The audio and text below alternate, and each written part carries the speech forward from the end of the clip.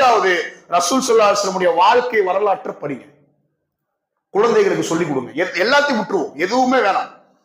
என்னுடைய குழந்தையை நான் வளர்க்கும் பொழுது, அவன் வளரும் பொழுது நான் ரசூலுல்லாஹ்வுடைய வாழ்க்கை வரலாற்றை அவனுக்குள் திணித்து நான் அவனை வளர்ப்பேன். இந்த விஷயத்தை நம்ம சரியா பண்ணிட்டாலே அவன் வளரும் பொழுது ஒரு சரியான முக்மீனாக வளருவான். நீ தெரியல நம்முடைய இளைஞர்களுக்கு ரசூலுல்லாஹ்வுடைய 23 ஆண்டு காலம் எப்படி இருந்துச்சு, எத்தனை ஆண் குழந்தைகள், எத்தனை பெண் குழந்தைகள், எங்கே வஃபாத் ஆனார், எங்கே பிறந்தார், அவருடைய அரசியல் பூர்வமான மாற்றங்கள் என்ன, ஆன்மீக புரட்சிகள் என்ன என்பதை பற்றி நம்முடைய பிள்ளைகளிடத்தில் கேட்டால் தெரியவில்லை. ஆனால் லா இலாஹா இல்லல்லாஹ் முஹம்மது ரசூலுல்லாஹ், அஷ்ஹது அன்ன முஹம்மது ரசூலுல்லாஹ், அஷ்ஹது அன்ன முஹம்மது ரசூலுல்லாஹ் என்று சாட்சி கூறியக்கூடிய நீ எந்த முகமது ரசூலுடைய வாழ்க்கை என்ன என்பதை தெரியாமல் நீ சாட்சி கூறுவது என்ன? என்ன பலன் அதுல? என்ன அர்த்தம் இருக்கு அதுல? இப்ப இதை நம்ம விதைக்கணும். நாளை மறுமையில் ரசூல் ஸல்லல்லாஹு அலைஹி வஸல்லம் பேசுவாங்க. நம்ம அதிகமா கேட்ட ஒரு செய்தி தான், எத்தனை முறை கேட்டாலும் நம்முடைய ஈமானை பலப்படுத்தக்கூடிய ஒரு செய்தி. நாளை மறுமையில் அல்லாஹ் சொல்கிறான், யௌம யஃபிருல் மர்உ மின் அஹி, ஒரு சகோதரனை பார்த்து ஒரு சகோதரன் ஓடுவார்.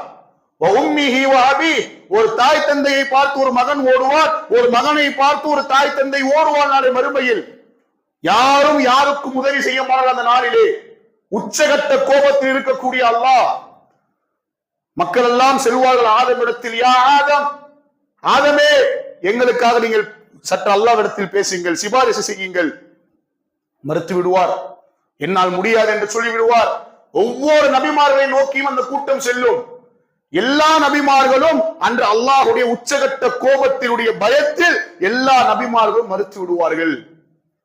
இந்த உலகத்தில் நீங்கள் மறந்தீர்களே ஒரு மனிதரை, அந்த மனிதர் நாளை மறுமையில் முஹம்மது ரசூலுல்லாஹ் ஸல்லல்லாஹு அலைஹி வஸல்லம் அவர்களிடத்தில் செல்லும் அந்த கூட்டம், முஹம்மதே எங்களுக்காக அல்லாஹ்விடத்தில் நீங்கள் சிபாரிசு செய்யுங்கள். முஹம்மது ரசூலுல்லாஹ் ஸல்லல்லாஹு அலைஹி வஸல்லம் நேராக சென்று சஜ்தாவில் விழுவார்கள், அழுவார்கள், அழுவார்கள், அழுவார்கள்.